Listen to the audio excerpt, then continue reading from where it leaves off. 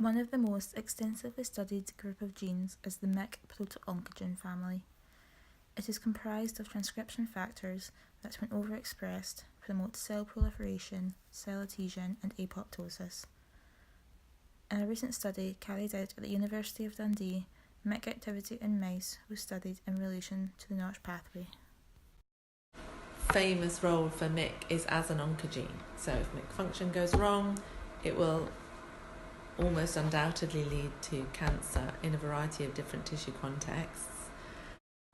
We thought that if we understand the role of MYC and how it regulates other signalling pathways in a developmental, physiologically normal context, it might help us understand how MYC is interacting with these other pathways in. NYC is a protein containing two heterodimers, NYC max and MAD max, that bind to DNA. The target on the DNA is termed the enhancer or E-box hexanucleotide. This binding determines which process will be carried out within the cell, for example, cells to divide or proliferate, or for them to differentiate and become quiescent. The purpose of the NYC gene is for the transcription of the DNA binding regulator protein. The NYC gene contains two polypeptide chains, the N and C terminus.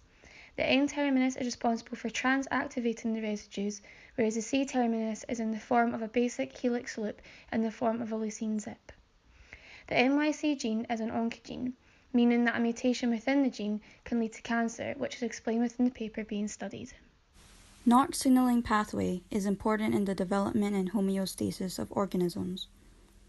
It plays key roles in cellular proliferation, differentiation, and apoptosis. It is critically involved in development of sensory hair cells and branches artery networks, and is associated with tissue growth, cancer, cell death, and tumor suppression. The name comes from the 4 Notch receptors in mammals: Notch 1, 2, 3, and 4. The ligand of these receptors can be categorized in 2 families: jagged protein and delta-like protein.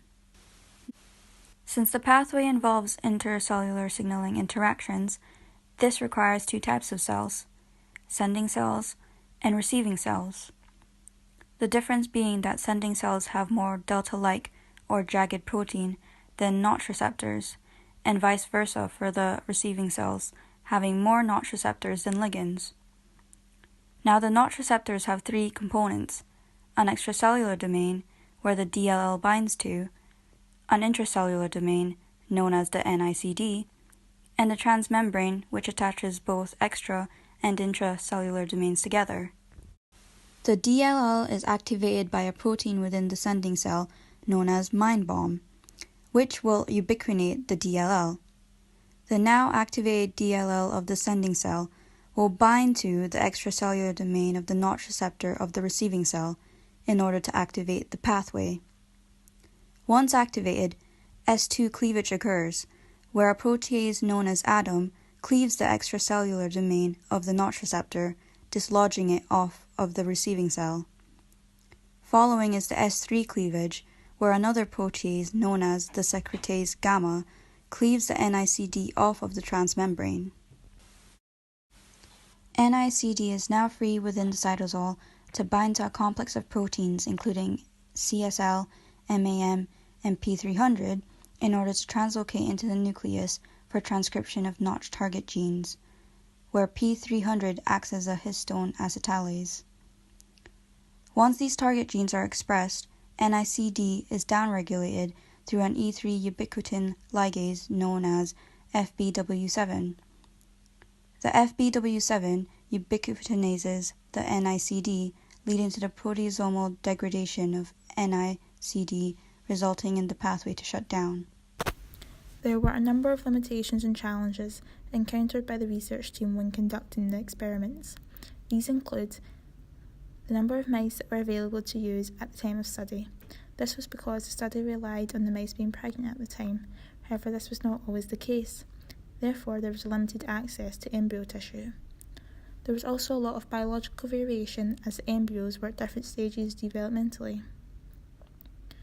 It was also difficult to determine whether the pharmaceutical inhibitors that were used were specific to the signalling pathway that they were interfering with. The experiment also proved to be very time-consuming. One of the main findings of this paper was that MYC is one of the few Notch targets that occurs ubiquitously downstream of the Notch pathway. This led to the discovery that the Notch pathway activates MYC activity, and in turn MYC activity comes back and feeds on to regulate the stability of the Notch pathway. This feedback of MYC onto the Notch pathway can be dangerous, as feedback of non-functional MYC can amplify the role of Notch in different cancer scenarios, as errors in both MYC and the Notch pathway can potentially lead to cancer. This video has discussed various aspects of this paper, such as the Notch pathway, the structures of MYC, and the findings from the experiment, in order to gain a better understanding of the biological interactions within mice. The information from this paper may also lead to possible advances in cancer research.